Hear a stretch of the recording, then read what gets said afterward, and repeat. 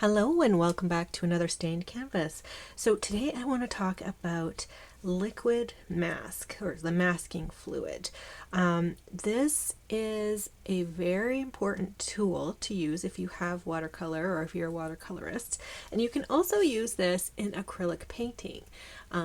If you're doing a acrylic, like using a gel plate, let's say, and you're using acrylic, you can mask off something on your project that you're going to use your gel plate with, and then do the gel plate, and then you could peel this off. So this is just like protecting the white or shielding whatever is underneath it from the paint that's going to be on next.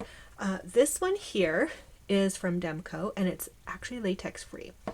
This one has latex in it, I believe. Latex natural latex, but I like this one because I do teach a lot of children and I don't know if there's a latex allergy, right? So I like this one. I believe it's made in Canada. I don't actually have my glasses on, so I can't really see, but there's a maple leaf there. I'm assuming that's what that means. But I'm going to show you a little bit about this one today. I'm not going to play with this one, so I'm just going to put this guy right over here. Can still see him. And to use this, you're going to need something to paint on, right? So we have this here. We're going to paint on this today.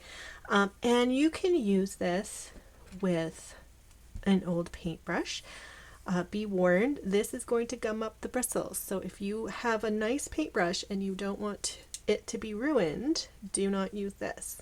If you want finer lines, you can actually dip it in a toothpick into your masking fluid and then go and make the fine lines with a toothpick. I will actually demonstrate right now, so I'm just going to give this a little shake. I'm just going to go straight into the bottle. You can pour it out into a little cup or whatever. All right, so we are going to go in right now, and I got some little bits dried out on the edge. We're just going to tidy that up. All right, so this is how it works. Pretend I have an artwork here. You're going to go in and you're going to pick up some liquid mask and you're just going to paint it on wherever you want to save the white. I don't have a picture on this. I'm just going to make a bit of a mess. Maybe I'll make a little design here. I don't know. Maybe a circle. But you want to be sure it's got full coverage. Now you'll be able to see it. This one is not red or anything. They all have kind of a different color. I believe this one's green.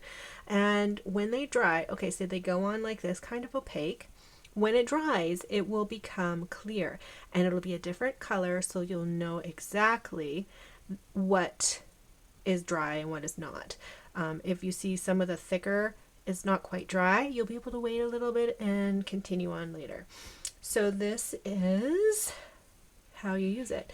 It is water, like if you get to it really quickly, you can wash it off your brush, but it's in there. I don't know if you can tell, but it's right in all the bristles, and it's going to be quite difficult to like actually remove it, but you can do this. And now this will be my brush for life for the liquid mask. So I'm just going to maybe use a toothpick now and show you the toothpick technique.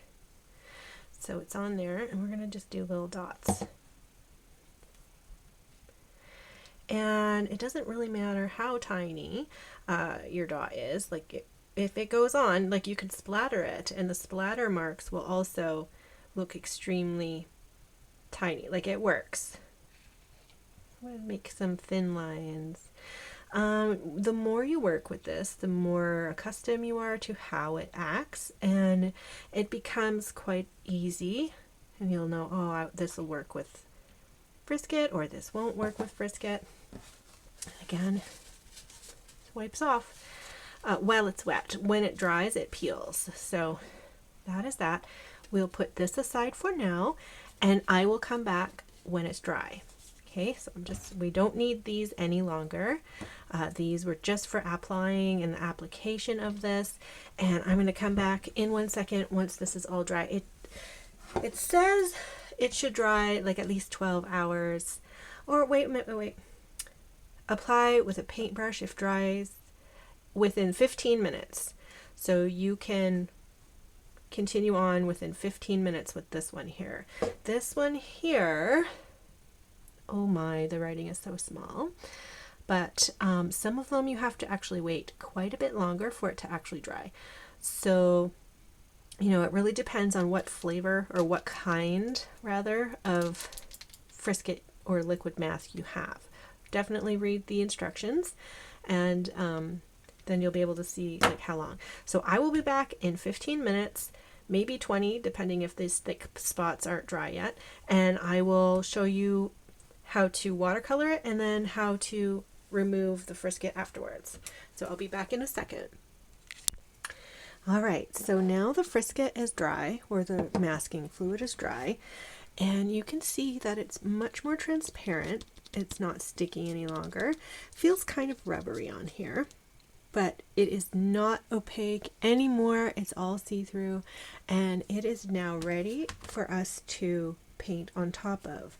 So all you do is you just exactly the same way you would water paint anything. Get this wet, and then we're just going to wet that. Same exact way you would water paint.